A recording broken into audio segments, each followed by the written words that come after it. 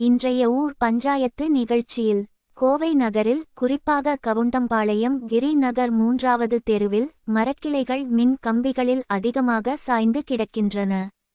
இதனால் மின் கம்பிகளை தொடும்போது அடிக்கடி மின் தடை ஏற்படுகிறது. பொதுவாக மக்கள் என நினைப்பார்கள், திமுக ஆட்சிக்கு வந்தால் மின் தடை ஏற்படும் என்று.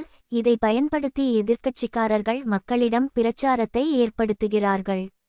ஆனால் இங்கு நடப்பதோ மரக்கிளைகள் பட்டு மின்சார தடைபடுகிறது.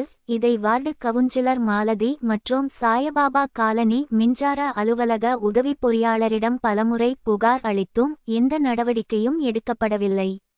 தமிழ்நாடு மின்சார அமைச்சர் கோவை சாயபாபா காலனி உதவி பொறியாளருக்கு மின் கம்பிகளை தொடும் கிளைகளை வெட்டுமாறு அறிவுறுத்த வேண்டும் என்று கேட்டுக்கொள்கிறோம். கவுன்சிலர்கள் மக்களின் கவலைகளை நிவர்த்தி செய்யாவிட்டால் 2026 தேர்தலில் பொதுமக்களிடம் எப்படி வாக்குகளை எதிர்பார்க்க முடியும்? இந்த பிரச்சினையை தீர்க்கவும் கோவையின் அனைத்து பகுதிகளுக்கும் அடிப்படை வசதிகள் வழங்கப்படுவதை உறுதி செய்யவும் தமிழ்நாடு அரசு தலையிட வேண்டும் என்பது சமூக ஆர்வலர்களும் மற்றும் பொதுமக்களின் கோரிக்கையாக உள்ளது.